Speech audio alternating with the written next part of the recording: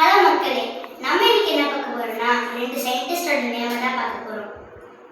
சரி, சயின்டிஸ்டோட நேம் அவங்க இன்வென்ஷன்லாம் பத்தி தெரிஞ்சுக்கணும்னா மறக்காம சப்ஸ்கிரைப் பண்ணிட்டு பெல் ஐகானை கிளிக் பண்ணிக்கோங்க.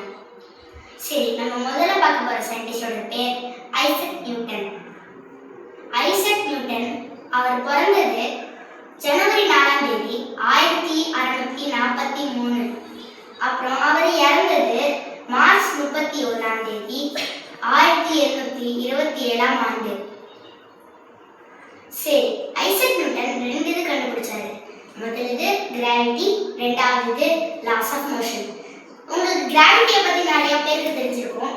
கிராவிட்டினா என்னன்னா, இப்ப நான் இந்த பிளாக்கை மேலே போடுறேன், ஆனா நான் கீழே தான் வருது, அதுதான் கிராவிட்டி. இப்போ நம்ம செகண்டா பார்க்க போறது laws of motion. Isaac Newton கண்டுபிடிச்ச first law, an object has a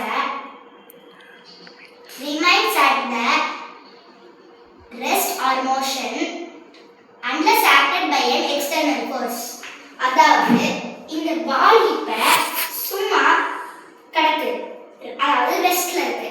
நான் இப்ப இந்த பாலை கிளிக் பண்ணா அது எக்ஸ்டர்னல் ஃபோர்ஸ். அந்த சும்மா இருந்தது ரெஸ்ட், நான் கிளிக் பண்ணது எக்ஸ்டர்னல் ஃபோர்ஸ். அதுதான் நியூட்டனோட ஃபர்ஸ்ட் லா. சரி, நியூட்டனோட செகண்ட் லா என்னன்னா, a force equal to mass into acceleration. அதாவது இப்போ ஒரு கல்லோட வெயிட் வந்து 13 கிலோனா அதை ஆக்சலரேட், அதாவது நீங்க அது எரியுறீங்க, அந்த கல்லை அது எரியறதுனால அது 2 மீட்டர் ஒரு செகண்டுக்கு போகுதுன்னா, இப்போ force equal to mass into acceleration அந்த ஃபார்முலாவை எடுத்துக்கலாம்.